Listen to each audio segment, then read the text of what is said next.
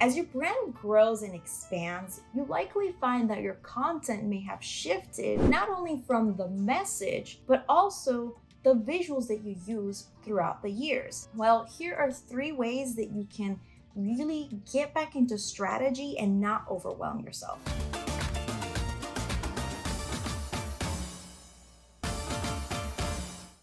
Now, this can be more common if you have a very small company or if you're the only one leading, so you're a solopreneur, entrepreneur, you wear all the hats. And this is very common to see because we often feel that we gotta jump on the next trends to stay relevant and for people to like our brand or feel seen or heard. However, not all trends apply to our brand. Not all trends align with our brand and our community. Our community might also evolve over time and their needs will also evolve. So you need to be intentional.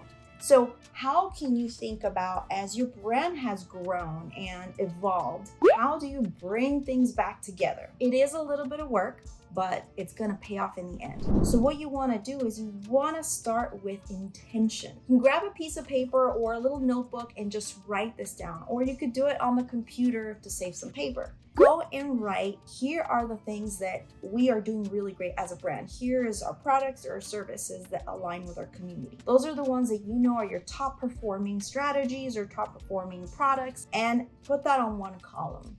Then add other elements where people may have asked you questions about your brand, product, or services, and how that can connect to your audience. So again, we're always thinking about how does this connect to our audience? But then you can also do a list of potential wants. So ideas, strategies that you want to try out, and maybe tactics, maybe new trending things. And this is where you can just go get creative, unleash whatever is coming to your mind. Just put it down on a paper. Write it down if you want to give yourself 20, 30 minutes to do that. And so it's kind of like what people say, a brain dump.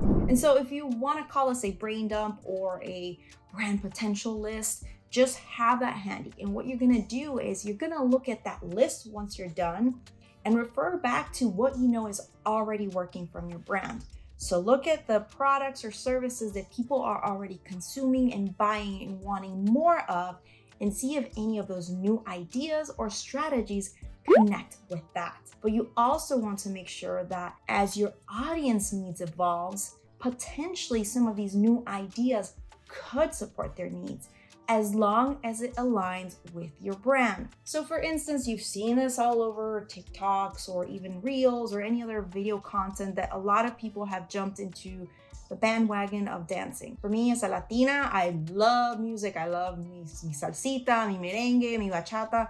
Those are all part of my heritage and culture. However, it doesn't make sense for me to create dancing videos unless there's a specific strategy tied to that. I'm not trying to create content to go viral. My whole purpose is to create content that is gonna impact you and impact my clients and people who are part of my community. Dancing doesn't always lead to nurturing. Yes, it's entertainment, but you wanna be strategic about how you use entertainment and align that with your brand. This again goes into your intention.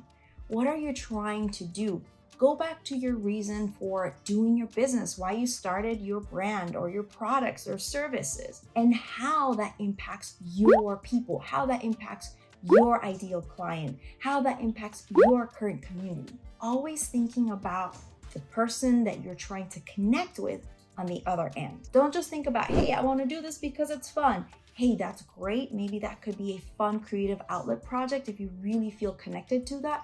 And that could boost your creativity. There's nothing wrong with that. But that's why I'm suggesting do that list so that then you can cross-check and compare. And maybe you see a potential in some of this. And once you see a potential for one of your list items, you can think, okay, let me test this out for maybe 3 months and create content tailored to that to see if this is something that sticks, to see if something that is of value to my community and you get positive feedback. Then you can assess, okay, great, this was something worth it, or you might find new avenues that lead to the thing that is right for you and your community. Sometimes you gotta be a little flexible about testing things, but you gotta be strategic about what you test, always making sure that aligns to your purpose and intention. All of your content should be rooted to your why and that purpose and intention behind that. So this will help you be more strategic instead of trying to just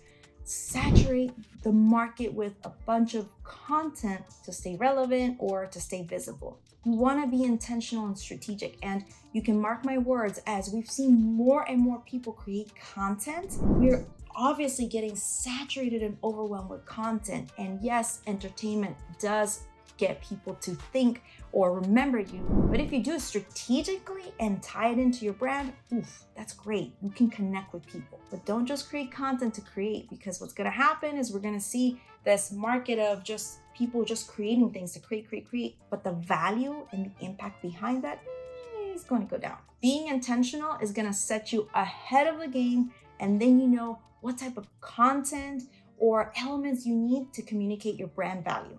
¿Te gustó este video? Did you like this video?